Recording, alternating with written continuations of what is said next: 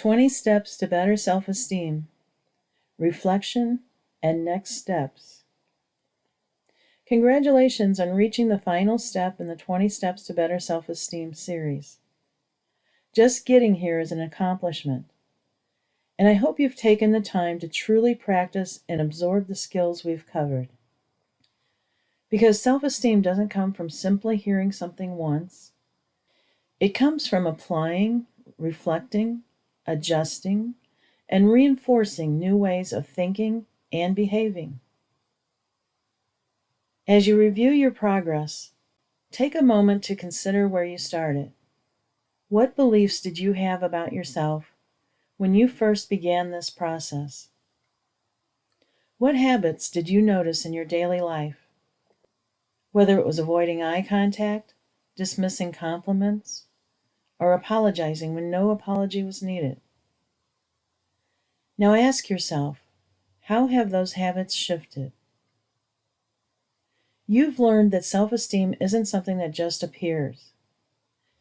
It's something you build by doing, by acting with confidence even when you don't feel it, by taking social risk even when rejection is possible, and by speaking to yourself with more respect and compassion. You've practiced visualizing success, mentally rehearsing challenges, and accepting your imperfections without letting them define your worth.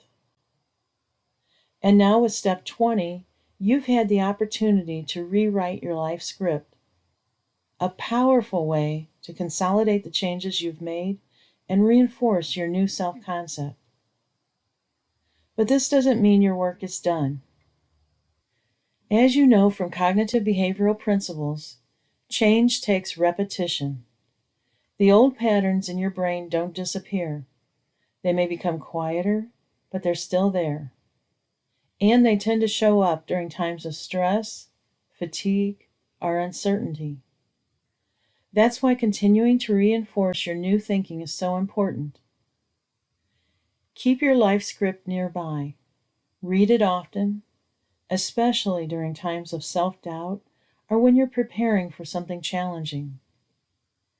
And don't hesitate to rewrite it again from time to time. As you continue to grow and apply these skills in new areas of your life, you'll want your life script to reflect your evolving strengths, values, and insights. Think of it not as a one-time exercise, but as a living document that helps track and support your personal growth over time. To help with this next phase, I recommend using 2 of my guided self-esteem audios. Self-Esteem Blackboard guides you through a visualization in which you write your negative self-talk on a blackboard, then erase it and replace it with more positive, rational self-talk. It's not about forcing yourself to say things you don't believe. Instead, it gives you opportunities to challenge and change your thoughts based on your own insight and awareness. You'll find this most useful if you're already familiar with the principles of rational self-talk. The Self-Esteem Train guided exercise takes you on a train ride through your life, stopping at different events where you may have formed limiting or negative beliefs about yourself. Although you can't change past events, as each memory or theme arises, you're invited to reevaluate the thoughts you had then and replace them with more balanced, compassionate ones.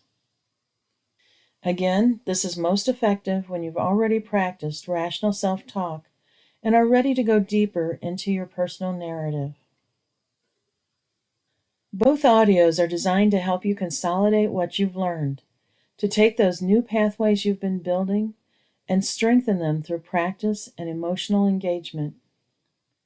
And remember, this is not a race. Self-esteem is not about perfection or always feeling good about yourself.